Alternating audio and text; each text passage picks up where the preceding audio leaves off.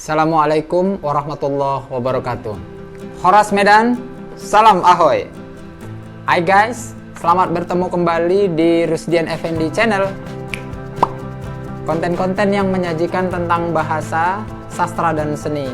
Nah, kali ini kita akan memberikan sebuah materi pelajaran yang ada kaitannya dengan pembelajaran untuk siswa kelas 9 SMP dan MTS. Oke. Dalam video kali ini kita akan mengajarkan tentang ragam teks, yang salah satu yang akan kita pelajari dari ragam teks ini adalah teks eksemplum.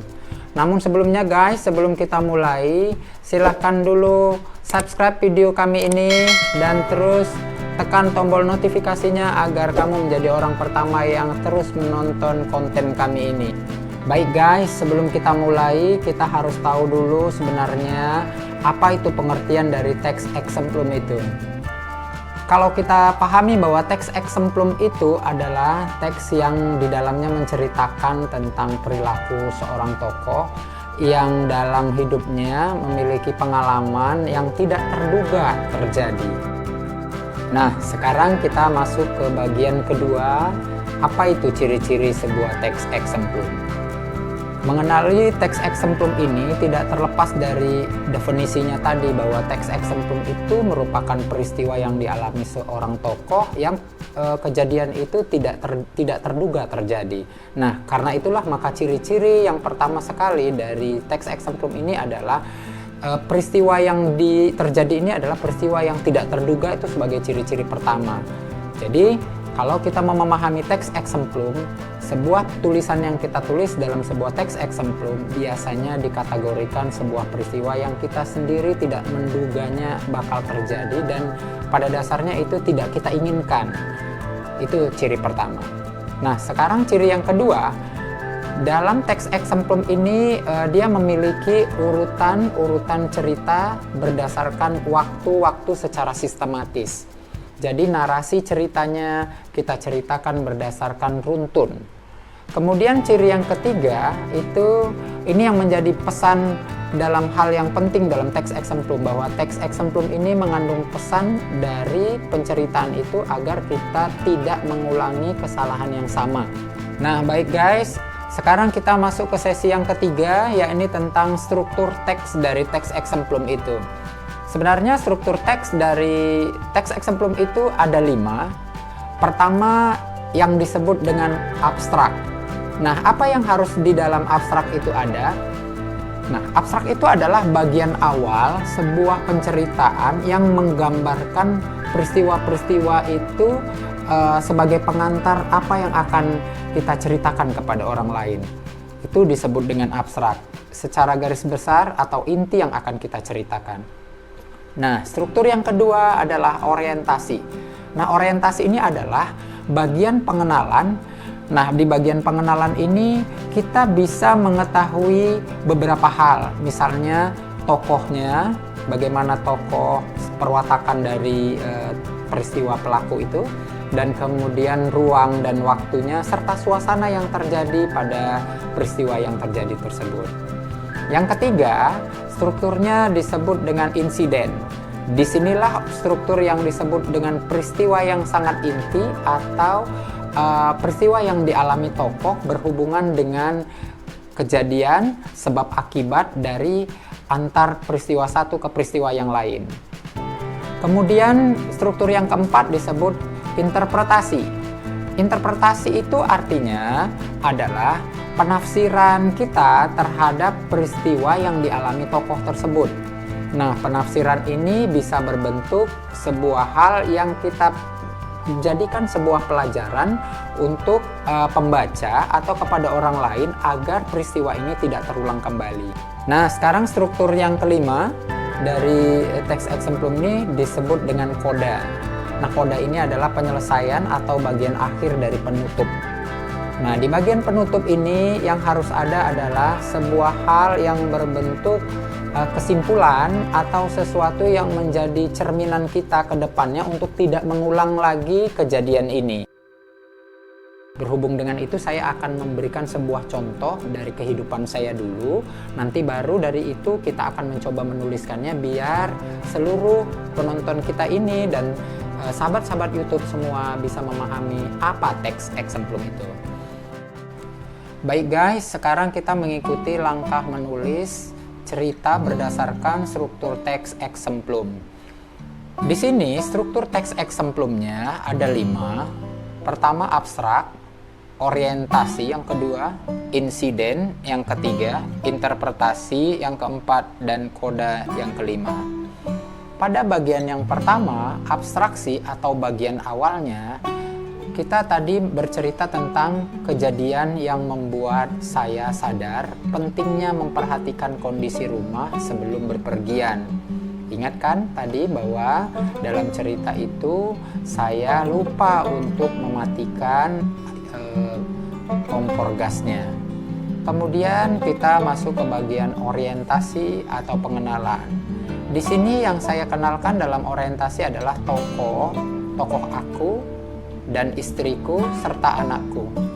Kemudian saya akan mengenalkan ruang dan waktu sekitar tanggal 11 Juli 2015 pukul 15 sampai dengan 17.30 WIB. Dan saya memperkenalkan suasananya. Sebenarnya suasana yang tercipta awalnya adalah suasana bahagia karena saya di situ akan membeli sepeda motor CBR 2014 ke showroom di Simpang Limun. Tetapi dalam pengenalan ini nanti di insiden berubah menjadi cerita dalam suasana yang menegangkan. Sekarang kita masuk ke bagian ketiga, yakni bagian insiden atau peristiwa. Sebagai peristiwa ini di sini tertera bahwa istri saya sebelum pergi memanaskan gulai ikan di dapur. Kemudian saya juga mengajak istri saya pergi ke showroom dengan tiba-tiba dan istri saya lupa mematikan kompor gas. Sesampainya di sana, setelah setengah jam kemudian, dia baru ingat. Nah, aku lemas dan tak berdaya. Istri dan anakku langsung pergi menuju rumah dengan tergesa-gesa. Peristiwa itu terjadi dan selama di perjalanan mereka tergesa-gesa dan sampainya di rumah asap memenuhi seluruh ruangan. Nah, di bagian insiden ini kerangka-kerangka yang terjadi yang kita paparkan berdasarkan peristiwa yang terjadi secara intinya. Kemudian kita masuk ke bagian yang keempat yang namanya interpretasi atau penafsiran. Dari kejadian insiden tadi, maka kita bisa menarik sebuah penafsiran atau sebuah hal yang menjadi landasan kita berpikir agar dari peristiwa itu kita harus teliti sebelum pergi meninggalkan rumah dan rencanakan sesuatu, jangan bersifat mendadak. Itulah interpretasi atau penafsiran dalam peristiwa yang saya alami tadi. Nah, sekarang kita masuk ke bagian yang kelima yang disebut dengan koda. Nah, di bagian koda ini adalah merupakan bagian terakhir dari peristiwa atau hal yang kita tuliskan. Di bagian koda ini, saya memaparkan kerangka tentang bahwa kita tidak boleh mengulangi kejadian itu dan kita akan mengerti pentingnya teliti dan hati-hati. Baik guys, tadi kita sudah menuliskan kerangka besarnya tentang peristiwa yang terjadi tadi secara berurut berdasarkan struktur yang 5 tadi. Nah, sekarang kita mencoba untuk menguraikan secara detail dalam bentuk paragraf-paragraf. Baik guys, saya sudah menyelesaikan sebuah tulisan berdasarkan kerangka yang saya tulis tadi. Nah, inilah dia hasil dari tulisan yang saya tulis tadi, bahwa saya menuliskannya berdasarkan struktur teks yang sudah kita buat dari mulai abstrak, orientasi, insiden, kemudian interpretasi dan koda. Nah, ini sebuah contoh, saya akan bacakan hasil dari sebuah tulisan saya tadi. Di bagian abstrak, saya menuliskan begini. Aku mengalami peristiwa yang tidak kuinginkan 5 tahun yang lalu. Kejadian yang membuatku sadar pentingnya memperhatikan kondisi rumah sebelum berpergian. Sekarang kita masuk di bagian orientasi, pengenalan. Aku adalah seorang guru bahasa Indonesia di MTS Negeri 1 Medan. Aku mempunyai seorang istri yang bekerja di sebuah rumah sakit di sebuah kota di Serdang Bedagai. Biasanya ia mengalami sering giliran dinas pagi, dinas sore, dan terkadang juga mendapat giliran dinas malam. Aku juga memiliki seorang anak laki-laki berusia 15 tahun saat itu. Nah, kita sudah mulai masuk insiden. Insiden itu adalah peristiwa inti kejadiannya. Seperti biasanya, jika pulang kerja dari dinasnya, istriku selalu memasak atau memanaskan masakan untuk dimasaknya nantinya.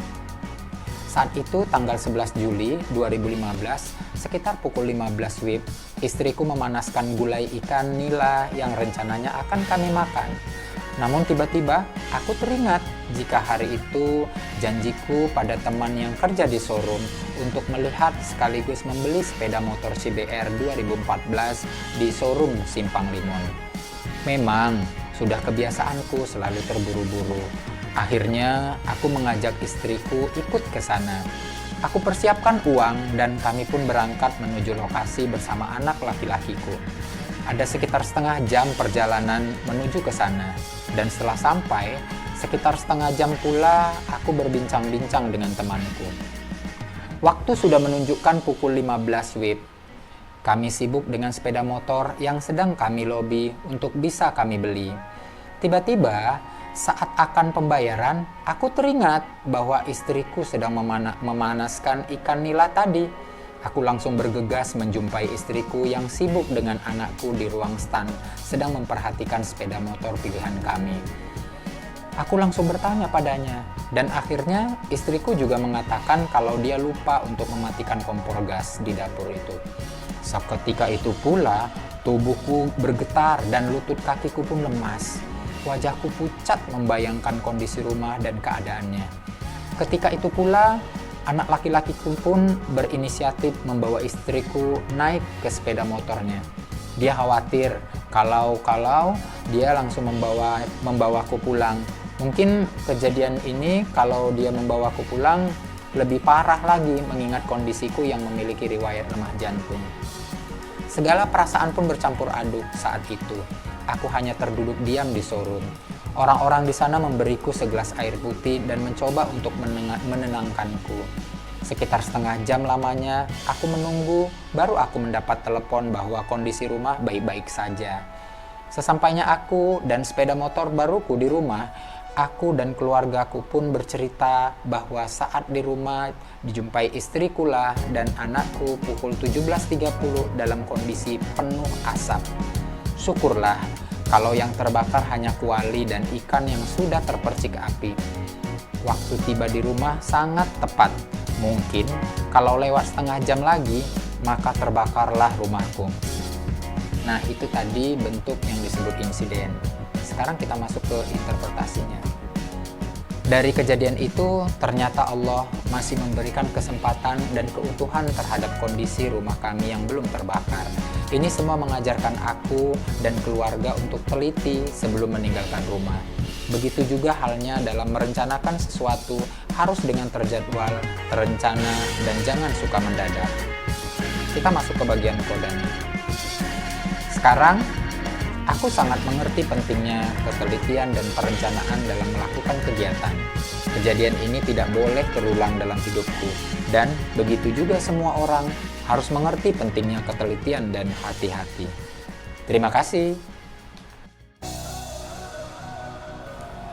Itulah tadi salah satu dari contoh pembuatan teks exemplum yang telah kita lakukan. Nah guys, demikian tadi penulisan teks exemplum, dan sebagai kesimpulan sebelum kita akhiri bahwa teks exemplum itu adalah teks yang terjadi dan dibuat berdasarkan peristiwa sang tokoh yang sebenarnya peristiwa ini tidak kita harapkan terjadi. Dan kalaupun ini terjadi begitu saja dan menjadikan pelajaran berarti untuk tidak diulangi. Kemudian jangan lupa bahwa struktur teks exemplum itu ada 5. Tadi yang pertama adalah abstrak, yang kedua orientasi, dan yang ketiga insiden, yang keempat interpretasi, dan yang kelima koda. Oke guys, sampai di sini. Oh ya, jangan lupa sebelum kita akhiri Ingat, jangan lupa tetap subscribe video kami di Rusdian Effendi Channel. Dan terus jangan lupa tekan tombol notifikasinya agar kamu menjadi orang pertama dalam menonton video-video kami yang terbaru.